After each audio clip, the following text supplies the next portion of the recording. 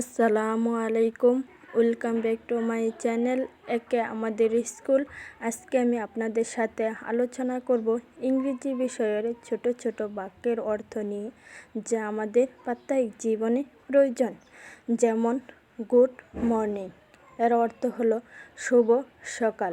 এখানে গুড অর্থ শুভ, মর্নিং অর্থ সকাল।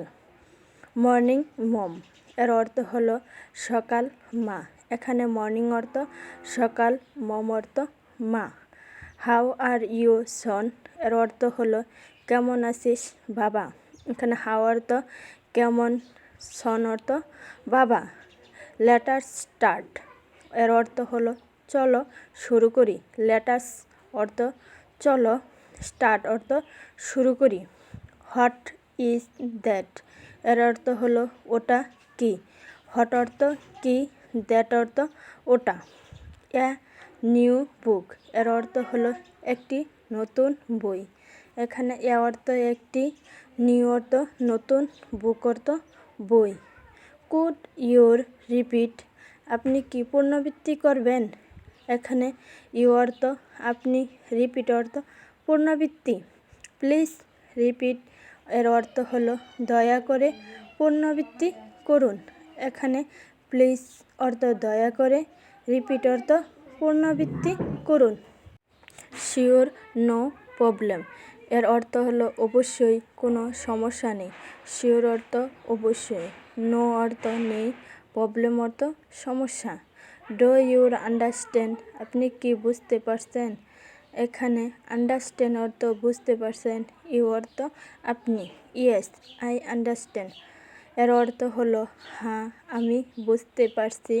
এখানে ইয়েস অর্থ হ্যাঁ, আই অর্থ আমি, আন্ডারস্ট্যান্ড অর্থ বুঝতে পারছি। আস্কড এ কোশ্চেন, এর অর্থ হলো একটি প্রশ্ন করুন।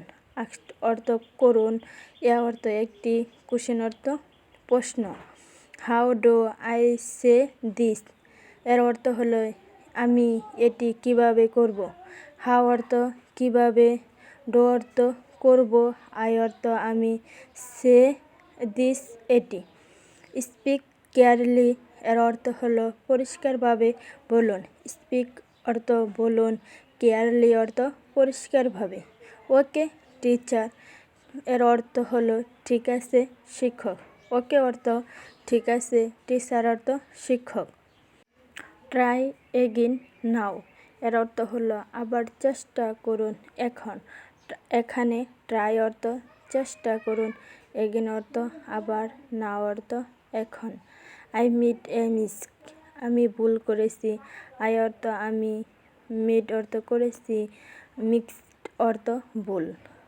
নো ওয়ারি কিপ ট্রাইং, এর অর্থ হলো চিন্তা নেই, চেষ্টা চালিয়ে যান। এখানে নো ওয়ারিস অর্থ চিন্তা নেই, কিপ ট্রাইংস অর্থ চেষ্টা চালিয়ে যান।